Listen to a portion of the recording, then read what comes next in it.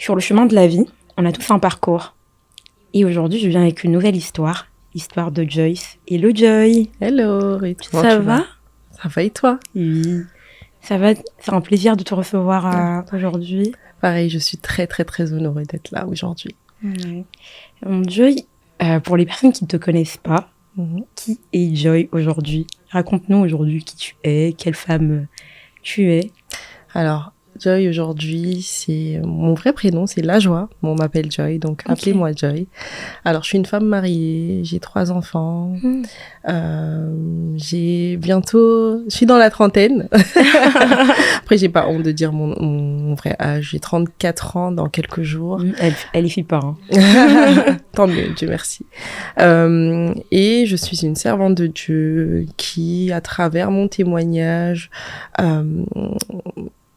et pour la restauration de la femme, essaye d'aider d'autres femmes à se relever après un abus, après des violences et plein d'autres choses. Aujourd'hui, aussi. c'est un fardeau que Exactement, tu portes. c'est un fardeau que je porte et j'aimerais vraiment faire part de mon expérience et de mon témoignage afin d'aider ces personnes-là. Ok. Pour commencer, quel genre de petite fille tu étais, Joyce? Quel genre de petite fille tu dirais? On parle à partir de quel âge là? Très petite ou à l'adolescence? On va dire petite et ensuite adolescente. Tu nous disais quelle petite fille t'étais. D'accord. Alors, j'étais une fille très turbulente, une petite fille qui était très active et je sautais partout. Enfin, j'étais insortable, comme on dit. Mais une petite fille à papa qui vivait une vie d'église avec ses parents. Donc voilà, c'est à l'adolescence que tout a un peu basculé. Ok. Étant donné que mes parents se sont séparés et la petite fille à papa s'est retrouvée du coup que avec maman. Ok. Et très bien aussi. Ouais. Mais comme j'étais grave attachée à mon père, c'était assez différent. Et juste le fait aussi de voir, du coup, les parents séparés, de ne pas comprendre, c'est très jeune quand même. Je crois mes parents se sont séparés à l'âge de 12 ans. 12-13 ans par là. D'accord. Donc c'était quelque chose de terrible pour moi. Donc voilà un peu la petite Joy.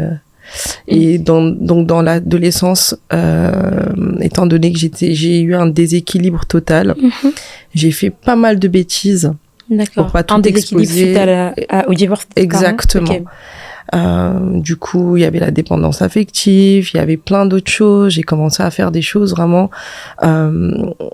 J'ai fait toutes sortes de bêtises, vraiment toutes sortes de bêtises. J'ai volé, j'ai fait des choses vraiment incompréhensibles pour une personne qui a vécu sur les bancs de l'église. D'accord. Voilà. Ton entourage le savait ou tu le vivais un peu ta vie dehors ou on savait que Joy vit ce type de vie? Non, mon entourage le savait parce que je faisais tellement de bêtises qu'au final, ça se savait. Oui, c'est voilà, exactement. Donc voilà, je n'ai pas honte d'en parler aujourd'hui parce que c'est un témoignage. Yes. Voilà. Là, aujourd'hui, Joy, tu nous dis que l'un de tes fardeaux, c'est les abus, la violence conjugale.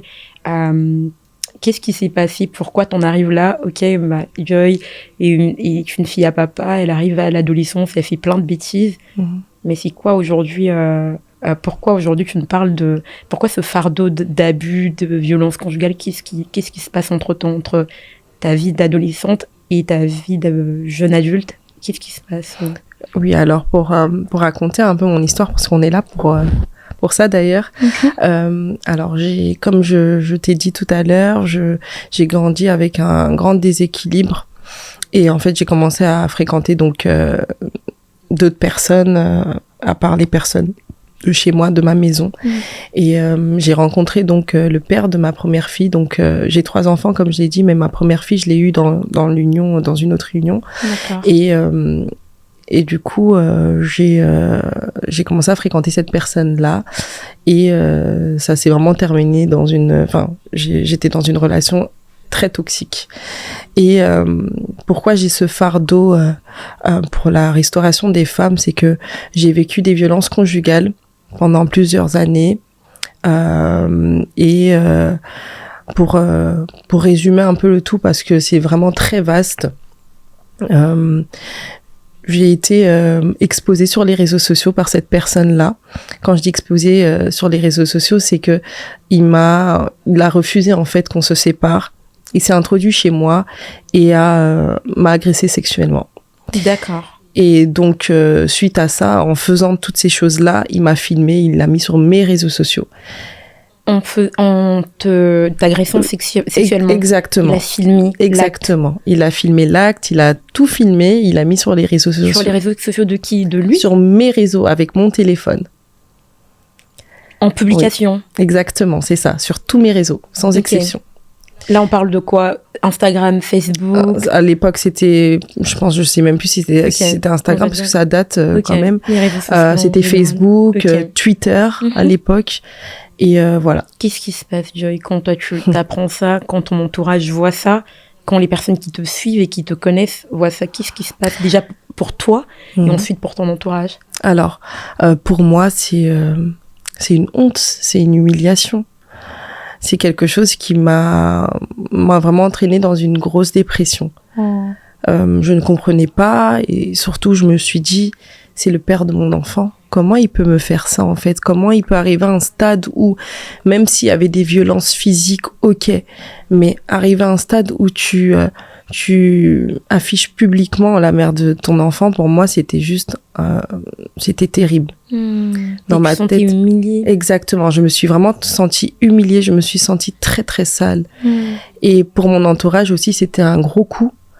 Ma mère en a pleuré, mes sœurs en ont pleuré, enfin toute ma famille était vraiment humiliée en fait, parce que c'est mon corps, c'est précieux, c'est quelque chose. Dans les bêtises que j'ai faites, j'ai jamais été dans les bêtises où j'affichais mon corps sur les réseaux sociaux. Ça a toujours été quelque chose de précieux. C'est l'éducation que j'ai reçue, donc pour moi c'était vraiment, enfin pour ma famille c'était juste très très très difficile à vivre. Et surtout que ça fait le tour, les réseaux sociaux. On le sait, exactement. Les gens entre eux republient et tout, etc. Donc c'était un moment très compliqué pour ma famille et moi. Et dans ce cas-là, là vous êtes séparés, vous êtes toujours ensemble quand il le fait. Vous êtes séparés. Oui. Ok. Et par la suite, qu'est-ce que tu fais? Tu portes plainte, quel est l'acte que tu poses concrètement pour montrer ou que ta famille te pousse à faire pour... Alors, pour la première fois depuis 7 ans de relation, je dépose plainte contre cette personne-là. Vous êtes restés quand même 7 ans? Oui, on a fait 7 ans, voire même un peu plus, je pense, je sais plus exactement. Donc, on a fait 7 ans de relation. Je dépose plainte après cet acte-là parce que, en fait, pour que vous puissiez bien comprendre le contexte, il m'a agressé sexuellement dans la nuit. Il était c'était entre 22h et 1h30 parce que ça a duré tout ce temps-là. Oui. Okay. Et donc j'ai réussi à m'enfuir. T'étais chez toi, c'est ça? Oui, j'étais chez moi. J'ai réussi dans l'appartement où on vivait à 2 de base, mais je lui avais demandé de partir. D'accord. J'ai réussi à m'enfuir et quand je me suis enfuie, il m'a cherchée. Donc, il m'a cherché partout. Mais moi, j'entendais comment il demandait aux personnes qui passaient si on m'avait vu, il m'a décrit et tout, etc. Part. Exactement, okay. J'entendais tout ça. Et quand j'ai vu qu'il est rentré dans la maison, parce qu'il y avait ma fille qui dormait, j'ai demandé à des passants s'ils pouvaient me déposer chez ma tante. D'accord. Qui habitait pas très loin. Okay. Ce qui a été fait. Et donc, moi, j'étais pas au courant qu'il avait mis sur les réseaux sociaux et tout, etc. Il avait mon téléphone. Donc, ce qui s'est passé, c'est qu'arrivé chez ma tante, je voulais juste me laver et dormir. Tellement je me sentais sale, j'étais indisposée aussi. Donc, il l'a fait pendant que tu étais indisposée? Exactement. Okay. Et je suis rentrée, chez ma tante, elle a compris directement qu'il y avait un problème. Elle m'a dit repose-toi et tout, etc. Et c'est le lendemain matin, elle m'a dit là il faut que tu déposes plainte parce que elle m'a dit ne va pas sur les réseaux sociaux, il est où ton téléphone? Elle a compris qu'il avait mon téléphone et elle m'a demandé où est ta fille et elle a compris aussi que ma fille était avec lui. Donc c'est là que j'ai déposé plainte, j'ai fait toutes les démarches nécessaires et quand j'ai déposé plainte, on a eu l'ordre directement de l'arrêter. Ok. Donc il a été en prison pour ça. Ok.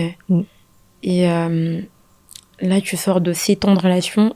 Vous avez commencé... quand vous vous êtes rencontrés, t'avais quel âge? J'avais entre 14 et 15 ans. Ok. Et là, tu te retrouves avec ta petite fille. Oui. Et son père, oui, bien sûr, vous vous séparez, mais dans ces conditions-là. Oui. Et même s'il est arrêté, il y a une femme qui est blessée, qui est humiliée sur la plateforme, sur les réseaux sociaux, sur la toile. Cette Joy-là, comment elle vit la situation après que oui, il est arrêté, mais comment, en tant que... Là, tu croyais toujours en Dieu ou c'est la phase où tu t'es éloignée? Alors, concrètement, à ce moment-là, j'avais pas donné ma vie à Christ. Ok. J'allais par habitude et tout, etc. Et donc, c'est pendant cette période de dépression, en fait, que j'ai décidé de donner ma vie à Christ en allant à l'église et tout, etc., régulièrement. Et comment je vivais cette période-là, pendant cette période-là, parce que bon, c'est quand même le père de ma fille. Donc, ça veut dire qu'il faut expliquer aussi à l'enfant qu'il est en prison. Bien que je pense que si je me trompe pas, je me rappelle plus exactement, je ne lui avais pas dit tout de suite. Okay. Je lui avais pas dit tout de suite. En fait, moi, dans ma tête, c'était... au début, c'est vrai que je passais par une phase de dépression, donc faut s'en sortir. Je suis sortie de cette phase de dépression, enfin, pas réellement, mais je commençais à me relever petit à petit, grâce à ma famille, grâce à Dieu, grâce à ma relation que je commençais à avoir avec le Seigneur. Et j'ai commencé à avoir une force incroyable. C'est fou parce que il y a des personnes après quelque chose de si grave, ces personnes ont du mal à se relever. Mais moi, vraiment, j'ai eu une force incroyable. Et cette force vient de Dieu, j'en suis sûre, mais j'avais aussi ma fille en face de moi. Donc, c'est vraiment ma fille qui a réussi vraiment à m'aider à me relever, à garder la tête haut. J'étais... dans ma tête, j'avais juste... une seule direction à prendre pour moi, c'est vraiment me reconstruire, refaire ma vie. Et j'ai été vraiment, vraiment motivée pendant ces instants-là, par ma mère, par mes frères et sœurs, et par mon entourage, tout simplement. Donc, c'est vraiment, quand on passe par des moments pareils, c'est toujours bien d'être entouré. On ne peut jamais faire quelque chose, avancer tout seul. On a toujours besoin de quelqu'un. Et moi, j'étais très bien entourée. et voilà. C'est ce qui a permis, en fait, que je puisse vraiment, vraiment me relever. Waouh. Et jusqu'à aujourd'hui, et que tu aies même rencontré quelqu'un d'autre, qui est aujourd'hui actuellement ton mari, et le père de tes 2 enfants, de tes 3 enfants, du coup. Mais Joy, pour une jeune fille, du coup, s'il faut relater l'histoire, est-ce que t'as pas eu les signaux que t'étais dans une mauvaise relation ou t'étais trop jeune pour voir ça? Est-ce que comment t'arrives à quand même te mettre avec une personne, parce que t'as aimé cet homme, tu as resté quand même des années avec, mais sur le coup, bon, t'étais très jeune aussi, ça se comprend, mais sur le coup, t'avais pas des signaux, tu voyais pas que sa personnalité, dans sa manière d'agir, qu'il y avait quelque chose qui n'allait pas, ou soit tu voyais, mais tu disais, tu laissais passer. Alors, honnêtement, tout au début de la relation, il n'y avait pas des signaux qui montraient qu'il était violent ou peu importe. Et non, il n'y en avait pas. Mais c'est au fur et à mesure. En fait, j'ai commencé à avoir des choses, des red flags, comme on dit. Mais pour moi, étant donné que j'ai toujours dit que je ne voulais pas avoir comment expliquer la chose? C'est que pour moi, j'avais vraiment idéalisé la vie de famille. Ça veut dire que quand il y a eu ma fille, ça s'est intensifié en mode, je dois accepter, en fait, cette personne telle qu'elle est. Et donc, pour moi, en fait, c'était, dans ma tête, je me suis dit, il va changer. Peut-être que le fait que sa fille soit là maintenant, il va changer. Et on en parlait récemment encore avec une personne, une proche à moi, et elle disait, mais à ce moment-là, même si, tu vois pas que cette personne ne va jamais changer. Si tu vois que 2-3 mois et encore des années après, cette personne ne change pas. Mais en fait, ces femmes-là, parce que j'ai été dans cette situation, ces femmes-là réfléchissent vraiment de cette manière-là. en disant que voilà, je vais supporter parce que cette personne va changer. Et vous savez, dans notre communauté aussi, le problème qu'il y a, c'est que très souvent, on nous donne ce rôle-là, en fait, en disant que une femme doit tout supporter. Une fois que t'es avec cette personne-là ou que t'as un enfant, bah, tu dois supporter et ensuite, bah, tu verras la personne va changer. Mais en fait, c'est totalement faux. Une personne qui est violente dès le début, c'est déjà un red flag. Dieu peut faire grâce à certaines personnes. Parce qu'on en entend des témoignages, des personnes qui ont été dans des mariages et qui avaient par exemple un homme, une femme violente, parce que des femmes violentes, ça existe aussi, et qui par la suite sont très bien dans leur mariage. Mais ça, c'est dans le mariage. Nous, mais on est juste copains, copines, et tu commences déjà à me taper, mais dans le mariage, ça sera comment? Donc voilà, j'avais des red flags, mais pour moi, je voulais rester là justement pour l'aider à changer. Je me suis dit, comme je suis Dieu, bah. Ouais. Non, mais oui, voilà, c'est la raison pour laquelle je suis restée là et. Ok. Et comment concrètement, à part ta famille, comment tu t'es reconstruite? Aujourd'hui, s'il y a une femme qui traverse la même situation, aujourd'hui, tu parles des violences conjugales, oui. Tu parles comment dire, d'abus, tu parles même du traumatisme, tout simplement, que ça peut laisser. Toi, tu as pu refaire ta vie, mais il y a des personnes où le fonctionnement, enfin, même l'image de l'homme change totalement, elle se voit même plus reconstruire sa vie et autres. Comment tu dirais concrètement, dans ce cas-là, une personne peut reconstruire sa vie? Comment une personne peut croire à nouveau que bah voilà, qu'il y a de l'espoir, quelqu'un d'autre peut l'accepter, surtout que c'était quand même sur les réseaux et autres. Comment se bâtir à nouveau, se reconstruire en tant que femme ou homme, comme tu as dit, homme violent? Alors, je le dis avec un grand sourire parce que on voit très souvent des personnes dans cette situation qui ont vécu des violences ou autres, qui ont du mal à se relever. Qui vont, bien évidemment, moi, on m'avait, à la police, on m'avait donné un psychologue à aller voir et tout, etc. Honnêtement, moi, ça n'a pas marché. Pour d'autres, ça marche, mais moi, la manière, enfin, moi, ma reconstruction, ça a été vraiment avec le Seigneur. Avec le Seigneur. Vraiment, c'est très, pour certaines personnes qui ne le connaissent pas, c'est peut-être très bizarre à dire, mais moi, c'est vraiment dans la présence de Dieu que je jetais ma couronne et que je passais mon temps à jeter tous les poids qu'il y avait sur moi. Et c'est à partir de là, en fait, que j'ai pu poser d'autres actes pour ma restauration. Mais moi, c'est vraiment, ça a commencé avec le Seigneur. J'ai donné ma vie à Christ. J'ai accepté de me faire baptiser. J'ai accepté, en fait, de voir les réalités, enfin, de voir ce que le Seigneur dit de moi dans sa parole. J'ai accepté de méditer la parole, d'essayer de comprendre pourquoi j'ai été créée, de comprendre mon identité, de comprendre, en fait, ma destinée.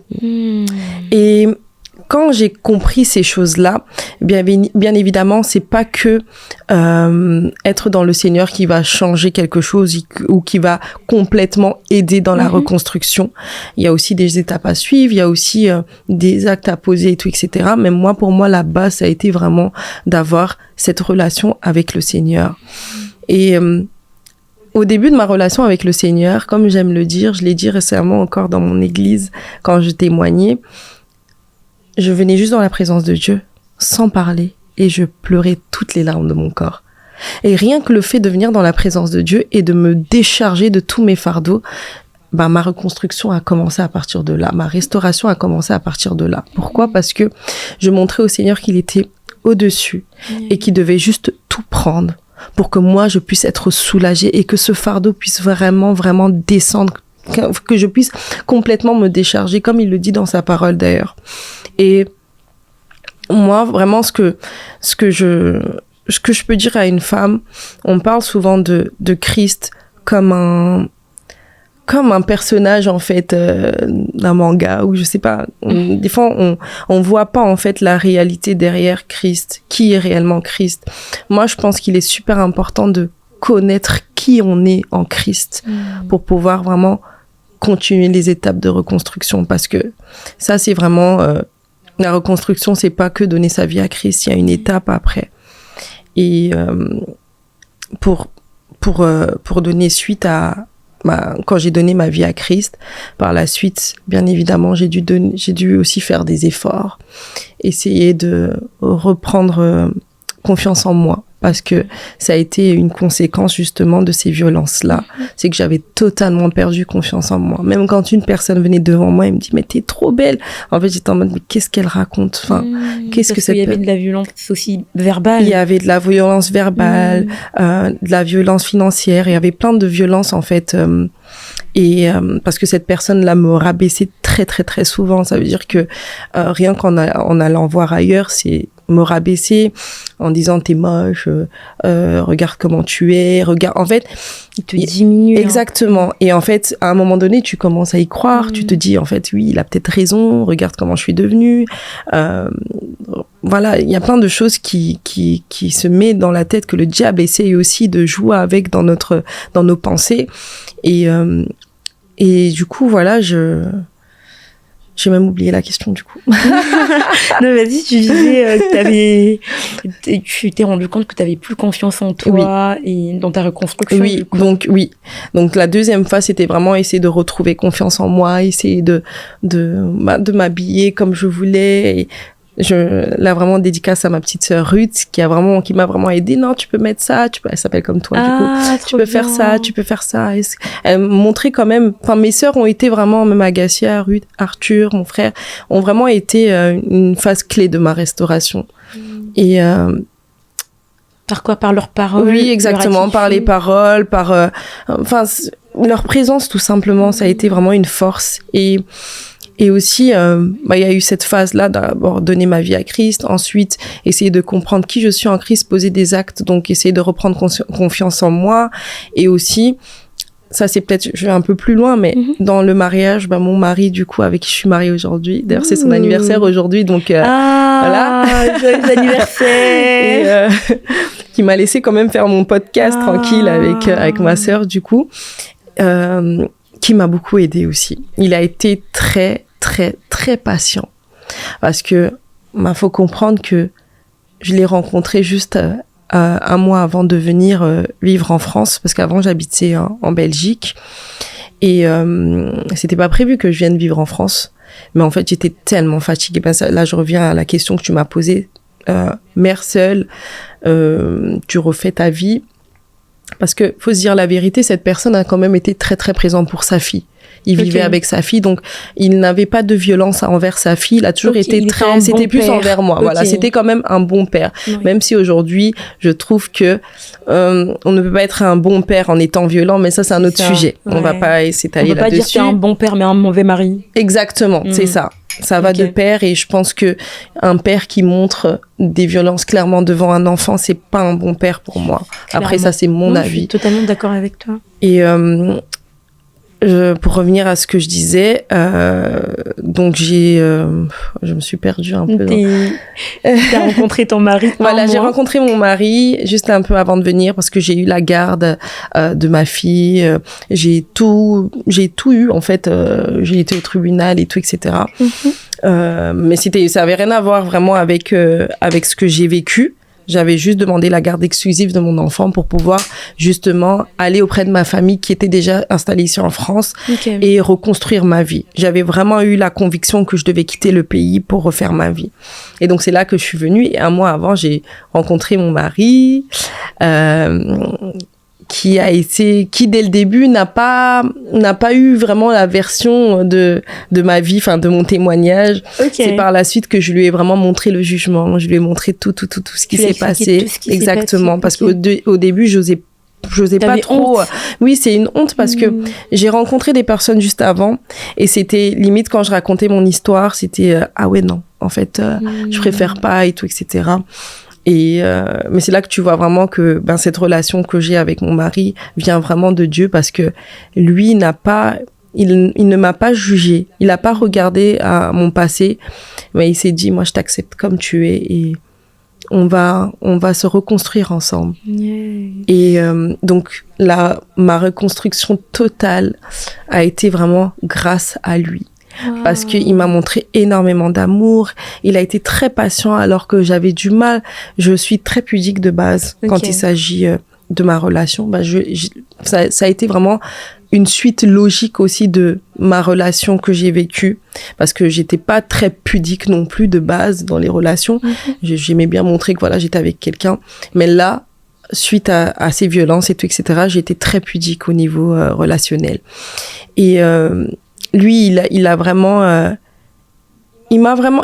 sorti le meilleur de moi. Il a toujours été là, toujours été compréhensif. Ça veut dire qu'il essayait toujours de montrer que j'étais belle. Même des fois quand je ressemblais à rien, quand je ressemblais à rien à la maison ou quoi que ce soit, il me disait t'es belle, t'es très jolie au naturel, je préfère tes cheveux naturels, et tout, etc. Et ça m'a permis vraiment de me reconstruire et de montrer vraiment que j'avais de la valeur et que oui, j'ai un homme devant moi qui me valorise. Et voilà. Oh, c'est trop bien. Comme quoi, Dieu passe aussi par des personnes. Bien sûr. Parce que parfois, on pense que la restauration de l'âme viendra toujours par, je sais pas, comme tu as dit, pour toi, tout ce qui va être thérapeute n'a pas forcément fonctionné. Exactement. Mais bien sûr, la parole de Dieu est haute, mais Dieu aussi a utilisé ton mari pour cette restauration. Et c'est vraiment incroyable. Et il n'a pas eu de jugement. Malgré toute l'histoire que tu as eu à raconter, et ça l'a pas fait peur ou quoi que ce soit. Wow. Et même malgré le fait que j'avais déjà un enfant, ça ne l'a pas fait peur. Et les familles? Les familles? Alors, les familles, c'était... après, c'est tout à fait normal. Hein. C'était un peu compliqué au début. Par exemple, ma fille, elle est restée vivre chez ma mère pendant très longtemps, alors que moi, je m'étais mariée très rapidement et tout, etc. Pourquoi? Parce que on connaît pas la famille qu'on a devant nous. On connaît la personne avec qui on est, et encore, sous le même toit, c'est là qu'on apprend réellement à connaître une personne. Mais ma belle-mère, par exemple, ma fille a été facilement acceptée dans ma belle famille quand même. Bien qu'au début, on regarde, on observe et tout, etc. Mais ça a été assez facile. C'était plus au niveau de ma famille où on observait. C'était vraiment, si on voit que c'est bizarre, la petite, elle reste chez nous. D'accord. Et c'est tout à fait normal, c'est la première petite fille aussi, donc c'était assez... Et même suite à ce qui s'est passé, il y avait cette protection aussi de la part de ta famille. Oui, c'était très... c'était, en fait, c'était même pas malsain, en fait, c'était compréhensible après ce qui s'est passé. On veut aussi, on sait jamais sur qui on peut tomber, vous savez, avec tout ce qui se passe au niveau des agressions et tout, etc. Donc, on sait jamais. Mais moi, j'ai eu la grâce de tomber sur un bon beau-père pour ma fille, bien que nous, on n'utilise pas ce terme. Moi, pour moi, c'est vraiment le papa de ma fille. Il l'a pris à 4 ans, pardon. Donc, aujourd'hui, elle a quel âge? Aujourd'hui, elle a 14 ans. Donc, il l'a pris presque 6 ans. À presque 6 ans. Voilà. Okay. Ils s'entendent bien. Exactement, ils s'entendent super bien. Des fois, il y a des choses qu'elle dit à mon mari et pas à moi. Enfin, voilà, il y a une bonne relation entre eux. Ils ont gardé contact avec son père, du coup, la relation, elle est... Alors, la relation avec le papa de ma fille, moi, déjà, j'ai pas de relation avec lui. J'ai essayé quand même petit à petit de discuter avec cette personne-là parce que j'ai un enfant il y a un enfant dans tout ça et moi, je pensais plus à mon enfant. Mais j'ai compris qu'elle ne voulait pas, cette personne ne voulait pas de relation parce que la Belgique, c'est à côté. Ça veut dire que si tu as envie de voir ta fille ou tu peux te déplacer pour venir voir. J'ai laissé beaucoup d'occasions, mais au final, j'ai vu que ça faisait plus mal à ma fille qu'autre chose. Donc, j'ai préféré couper court. Mais elle est en contact quand même avec des membres de sa famille, donc en soi je vais jamais couper ce contact là parce que je me dis je parle beaucoup avec ma fille, je lui explique beaucoup de choses. Tu l'as expliqué toute la situation? Tu vas être étonnée, mais c'est très récemment que je lui ai tout expliqué. Le jour où j'ai témoigné sur ma page, que j'ai voulu témoigner sur ma page à moi parce que j'ai aussi une page de podcast du coup. Je lui ai posé la question, parce que mon pasteur, d'ailleurs, je salue mon pasteur Jonathan Gambella, je lui avais demandé des tips, et il m'a dit d'en parler d'abord avec ma fille pour pas qu'elle soit choquée. Et en fait, je lui avais parlé, je lui ai expliqué, elle m'a dit non, elle me donne le feu vert. Et c'est vrai que ça a été un coup dur, je sais, pour elle, parce que c'est pas quelqu'un qui s'exprime beaucoup, mais ça a été un coup dur, mais elle a compris. Elle m'a encouragée, même dans les commentaires, elle a écrit « tu es très forte » et tout, etc. Donc voilà, ça a été Ouais, non, ça a été encourageant, mais comme je l'ai dit, je vais jamais couper ce contact entre elle et sa famille. À moins que je vois que ça devient un danger pour elle, ça c'est autre chose. Mais pour l'instant, c'est pas un danger, je vais être très honnête. C'est bien qu'ils ont pas cette relation entre père et fille, mais je prie, je continue à prier pour cette personne aussi qui rencontre Jésus sur son chemin et qui puisse également donner sa vie à Christ, rien que pour sa fille. Le pardon. Exactement. Le pardon, comment t'as fait pour pardonner? Alors moi, ça a été... c'est... De nature, je suis une personne qui n'est pas du tout rancunière déjà de base. Alors pour quelque chose d'aussi grave quand même, quelqu'un va me dire « Mais ça c'est très grave, on pardonne pas et tout, etc. » On est des chrétiens, on pardonne. Pardonner ne veut pas dire avoir une relation avec cette personne et que on va se voir, on va boire un verre et tout, etc. Non, c'est pas ça le but. Pardonner, c'est juste passer à autre chose. Et le poids que j'avais dans mon cœur, j'ai dû l'enlever. Et pour ça, il faut poser des actes. Je m'explique. Pendant ma phase de restauration, le Saint-Esprit m'a réellement fait comprendre que je devais aller le voir en prison. Alors, ça a été très dur à comprendre déjà pour commencer, parce que tu te dis, attends, Saint-Esprit, tu me demandes ça, pourquoi? En fait, j'ai dû aller voir, alors c'est moi qui a fait en sorte qu'il soit en prison. Non, tu me demandes d'aller le voir. Enfin, ça a été très compliqué. Et j'ai obéi. Je me suis dit, bon, je vais faire, on va voir. Et donc, j'ai dû aller en prison, aller voir cette personne-là, lui dire que voilà, je te pardonne et tout, etc. Lui dire je te pardonne et tout, etc. Justement pour pouvoir passer à autre chose. Et quand j'ai fait cette chose-là, c'est vrai que tu arrives en prison, cette personne ne comprend pas, ou elle se dit, la personne est là pour me récupérer. En quelque sorte, c'était un peu ça que j'ai compris dans son message. Et c'est vrai que j'ai pas beaucoup parlé lors de ma visite, mais en fait, je voulais juste lui faire comprendre que voilà, si je me fais un pas en prison, je connais les conséquences. Une victime qui fait un pas en prison, on sait ce que que la personne peut jouer de ça. La manipulation. Donc, c'est exactement. Ou puis même au niveau de l'État, au niveau du jugement, ça joue beaucoup. D'accord. Oui. Et d'ailleurs, ça a été... on dit... Et d'ailleurs, c'est ça qui a fait qu'il est sorti par la suite. Ah. Parce qu'il a dû jouer de ça en disant que voilà, elle se dit victime, mais elle s'est retrouvée venir me voir en visite. Et du coup, oui, j'ai fait cet acte-là, j'ai posé cet acte-là, et en sortant de la prison, je me rappelle, j'ai pleuré toutes les larmes de mon corps. Mais c'était nécessaire, pourquoi? Parce que le Seigneur m'a fait comprendre que voilà, tu as posé cet acte, tu as été obéissante, maintenant je t'ouvre les portes. J'avais pas d'appartement, j'ai trouvé mon appartement. J'avais pas de travail, j'ai trouvé un travail, un très bon travail dans les assurances et en banque où je voulais travailler. Et j'ai commencé à me reconstruire matériellement, ça se dit. Hein. Voilà, j'ai commencé à me reconstruire de cette manière-là. Je vivais très bien en Belgique à ce moment-là. Et c'est comme ça que j'ai pu payer aussi mon avocat et tout, etc. pour justement avoir la garde exclusive de la petite et pouvoir venir ici en France. Et c'est vrai que ça a été dur malgré ça, parce que le pardon, c'est pas juste dire Seigneur, j'ai pardonné, tu m'as demandé de faire faire ceci, cela, et je l'ai fait. Non, c'est vraiment étape par étape. J'ai dû faire aussi un travail en moi. Ça veut dire que des fois, en fait, faut se conditionner aussi à pardonner. Je voulais vraiment pardonner cette personne-là, et sur le moment même où j'ai posé cet acte, c'était déjà un acte posé pour que le Seigneur puisse faire le travail par la suite. Et moi, en fait, j'ai confronté cette personne-là. Donc, ça veut dire que j'ai essayé de garder ce contact, pas pour qu'on puisse papoter de tout et n'importe quoi, mais vraiment, en fait, pour confronter ma douleur. Confronter ma douleur et vraiment se dire que, ok, cette personne, elle est comme ça, mais moi, je vais être comme ça avec cette personne-là. Vous savez ce que je disais, parce que au niveau de mon église, je suis assistant pasteur et on a des cellules qu'on gère avec mon mari. Et je disais à une personne de cette CD-là, récemment, je disais, tu sais, des fois, quand on a du mal avec une personne,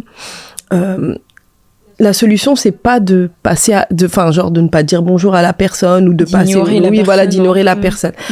La solution, c'est de poser des actes. Ça veut dire que mon corps n'a pas envie de faire cette chose-là, mais je vais quand même la faire parce que je me dois de faire cette chose-là, de poser cet acte-là. Par exemple, une personne à qui tu sais, t'as pas l'habitude de dire bonjour parce que voilà, t'arrives pas, on est des êtres humains, on n'arrive peut-être pas, on n'a pas cette connexion ou quoi que ce soit. Ben, à partir d'aujourd'hui, je décide de poser des actes, de dire bonjour à cette personne-là. Même si sa tête, elle m'énerve ou voilà, mais je vais poser, voilà, ça bouille et tout, j'ai mal, voilà, mais je vais quand même le faire. Pourquoi? Parce que le Seigneur nous demande de le faire. Et comme je disais tout à l'heure, le pardon, c'est pas de se taper des barres à nouveau ou d'aller boire un verre ensemble. Le pardon, c'est tout simplement poser des actes pour que justement le Seigneur puisse travailler son cœur, notre cœur, et par la suite se sentir légère par rapport à cette personne-là. Et moi, c'est ce que j'ai fait. Aujourd'hui, je peux vraiment le dire, je déteste même pas cette personne. En fait, j'ai de la compassion pour cette personne. Parce que je me dis, de la même manière que le Seigneur m'a sorti de cette situation-là, j'aimerais vraiment que cette personne puisse rencontrer Jésus. Et c'est vraiment ma prière. C'est vraiment ma prière. Pourquoi? Parce que on a tous besoin d'être sauvés. On a tous besoin d'être sauvés. Et on a beau crier sur tous les toits, parce qu'aujourd'hui, j'ai une page aussi au niveau de la restauration et tout, etc., où ça parle beaucoup des violences. Et dans le monde, on va nous dire, ah non, il faut pas pardonner, cette personne mérite ça. Oui, il y a des conséquences qui sont liées à nos actes, mais nous, en tant que chrétiens, on doit avoir du recul. Et c'est vraiment un conseil que je donnerais à toutes les personnes qui ont vécu des choses aussi terribles, mais qui sont chrétiens. Enfin, des femmes chrétiennes surtout, on parle aux femmes, on doit avoir un regard différent que les personnes qui sont dans le monde séculier. Pourquoi? Parce que nous, on a Christ. Et on veut aussi que ces personnes-là acceptent Christ, que ces personnes-là trouvent leur relation, trouvent en fait la personne qui nous a sauvés. Et c'est pour cette raison qu'en fait, aujourd'hui, j'ai plus de la compassion qu'autre chose. Oui. Bien sûr, je peux pas avoir une proximité avec cette personne-là pour me protéger aussi. Parce qu'il y a des esprits derrière et on ne joue pas avec des esprits. Bien que spirituellement, on est, voilà, mais faut pas ouvrir des portes. Il faut pas ouvrir des portes. Il faut quand même garder une certaine distance. Et je crois fermement que cette personne changera. Et vraiment, je prie vraiment qu'il puisse réellement trouver sa voie et que ma fille aujourd'hui puisse avoir une relation avec lui, en fait. C'est trop mignon. Je suis vraiment édifiée par ton histoire et de voir que tu témoignes sans haine. On sent pas comment on sent que tu as pris du recul, tu as eu vraiment un vrai temps de restauration. Et peut-être qu'il y a une femme qui est en ce moment dans cette situation en plein dedans. Peut-être que elle, soit elle se tait, soit elle vient de sortir justement d'une relation toxique. J'aimerais vraiment par tes mots, par tes conseils, par tes mots, de t'adresser à une femme, de lui dire tout simplement les mots qui te viendront à cœur, parce que je crois que c'est des situations qui demandent du courage, de l'audace. Donc voilà, je te laisse vraiment te parler au cœur d'une femme qui serait en plein dedans ou qui sort d'une relation aussi toxique que ça. Alors, pour la femme qui me regarde et qui est encore dans une relation toxique, si tu es marié, le discours il sera un peu autrement, parce qu'il y a des principes qu'on doit suivre, mais même marié. Si tu es battu, s'il y a des choses qui se passent, qu'on appelle red flag de nos jours, qui sont très compliquées, sors de là, cherche de l'aide et sors de là, parce que on ne peut pas rester dans une relation où il y a des violences, peu importe la forme de la violence. Donc vraiment, sors de là, essaye de sortir de là. Il y a plein d'aides aujourd'hui pour les femmes. D'ailleurs, je pense qu'elle mettra aussi le numéro d'aide pour les violences conjugales. Sors de là. Vraiment, ne reste pas dans une relation qui te détruit. Ne reste pas dans une relation qui te dévalorise. Si vraiment je peux donner aussi un conseil, c'est que il y a des personnes qui sont là à vous écouter. Il y a des psychologues, vraiment, ne négligez pas cet aspect-là. Bien qu'on soit des croyants, qu'on est là, qu'on a la foi, il y a Christ, certes, mais il y a aussi des personnes, des spécialistes qui sont là pour vous aider. Et la deuxième chose, c'est vraiment, tu n'es pas tout seul. Tu n'es pas seul, il y a Dieu. Moi, ça a été ma solution. Ça a été la personne sur qui je pouvais compter. Ça a été la personne vraiment sur qui je pouvais m'appuyer dans mes moments de solitude. Parce que après un moment pareil, ça c'est plus pour les personnes qui sont sorties de ce genre de relation. Tu n'es pas seul. Dieu est là et je suis là. Ruth est là. Si vous avez besoin de parler, on est là. Parce que je sais qu'il y a des personnes qui ont peut-être du mal à prier après ce genre de relation, qui ont du mal à se reconstruire. Mais nous sommes là et c'est pour cette raison qu'il y a ce type de plateforme, qu'il y a des femmes qui sont là pour relever d'autres femmes. Donc vraiment, un conseil, confions-nous à Christ parce que il est la seule solution. Il est vraiment la solution à nos problèmes et voilà ce que je pourrais dire à une femme. Wow, encourageant. Et d'ailleurs, s'il l'a fait pour moi, il peut le faire pour vous. Yes, yes. Et même pour les hommes, hein, que t'as dit. Oui, c'est ça. Il y a des hommes aussi, on n'oublie pas ce côté-là. Il y a des hommes aussi qui sont violentés, il y a des hommes aussi qui subissent des violences, donc on n'oublie pas. Et c'est la même chose. C'est la même chose. Ok. Bon, bah, merci beaucoup, Joy. Merci à pour toi. cet encouragement. Et vraiment, je crois que moi, j'aime bien dire, je suis édifiée avant que vous le soyez. Et je crois que ça va faire du bien à une femme, comme Joy a pu le dire, tu n'es pas toute seule. Tu n'es pas toute seule et que demain, parfois il y a des choses qui arrivent dans la vie où on comprend pas sur le coup, mais demain, comme Joy, peut-être qui était sur le coup dans une phase dépressive, elle savait pas aujourd'hui qu'elle allait s'en sortir et être une bouche pour d'autres femmes. Et je crois que Dieu peut se servir de ce mal pour ton bien et que le meilleur reste toujours à venir. Dis-toi que le meilleur est devant toi et demain et que voilà, qu'on t'encourage, comme elle a pu le dire, je le répète, tu n'es pas seule. Donc, parce que je ne sais pas si tu as autre chose à... J'ai peut-être un dernier verset à partager que j'avais noté tout à l'heure. Ok.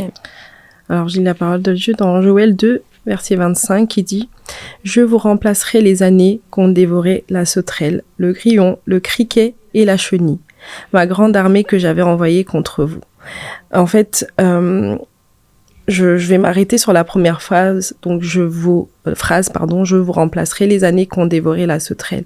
Moi, le Seigneur, il a remplacé toutes ces années. Il a reconstruit ma vie.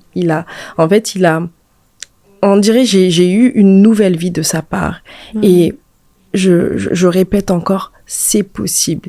Si vraiment le Seigneur l'a fait avec moi, comme je l'ai dit, il peut le faire pour vous.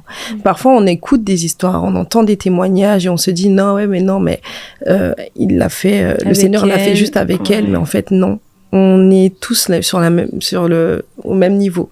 En fait, il y a pas, le Seigneur ne sélectionne pas. C'est vrai qu'il y a des personnes que voilà, il y a pas de, en fait, il est capable de tout. Donc, vraiment, je voulais vraiment vous dire qu'il est capable de restaurer une vie qui a été dévorée, de reconstruire une vie qui a été détruite parce que il a reçu le nom qui est au-dessus de tous les noms, qui est au-dessus des violences, qui est au-dessus de la dépression. Donc, vraiment, ne croyez pas que vous n'êtes pas privilégiés. Dieu ne privilège pas les gens. On est tous au même piédestal et j'aimerais vraiment encourager une personne à ne pas lâcher prise et à vraiment tenir et vraiment s'accrocher, continuer à faire des efforts, continuer à poser des actes parce que le Seigneur est là. Yes. Et je rajouterais pour clôturer rapidement que ce que tu as dit, c'est que peut-être qu'il y a une femme qui se dit mais elle a sa famille, elle a des frères, elle a des sœurs, enfin elle a des personnes qui étaient là, elle a eu un bon entourage. Peut-être que toi t'es dans une situation où t'as personne à qui te confier, ou même tu te tais, c'est une honte pour toi d'en parler. T'es dans cette phase-là, déjà, premièrement, parle-en. Parle-en. Et tu verras, il y aura toujours quelqu'un pour t'écouter. Ne te dis pas, on va pas me comprendre, c'est une honte. Non, ne reste pas dans cette honte-là, en fait. Parle-en. Il y aura toujours quelqu'un pour t'écouter. Et comme Joy a pu le dire, Dieu l'a envoyé son mari, même si elle avait sa famille, mais elle a dit une grande partie a été faite grâce au travers de son mari. Donc Dieu t'enverra des personnes. Peut-être que ça sera pas une relation directement amoureuse, peut-être que ça sera des amis, des personnes, un mentor, un grand frère, une sœur, quelqu'un qui va t'aider. Mais ne reste pas là à te dire, comme j'ai pu le dire, je suis toute seule, tu restes dans ta honte, dans ton... Non, ne reste pas dans la honte, tu n'es pas sale, tu n'es pas trop sale. Dieu est capable de tellement faire. S'il l'a fait pour Joy, je le permets de le dire, ça a quand même été sur la toile, mais aujourd'hui, elle impacte des vies.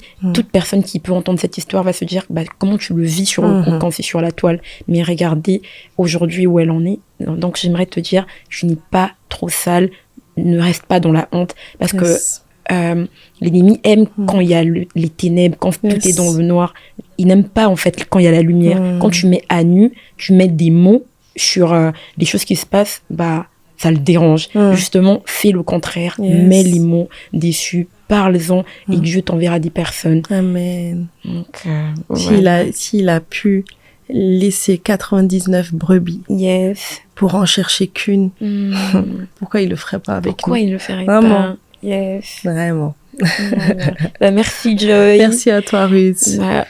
Encore très honorée d'être là, vraiment. Que Dieu vraiment continue à impacter ce que tu fais et continue. Tu verras que le Seigneur va vraiment faire de grandes choses avec toi. Amen. Merci beaucoup. Amen. Je vous dis à la prochaine. Et n'oublie pas, tu n'es pas seule. Tu n'es pas seule.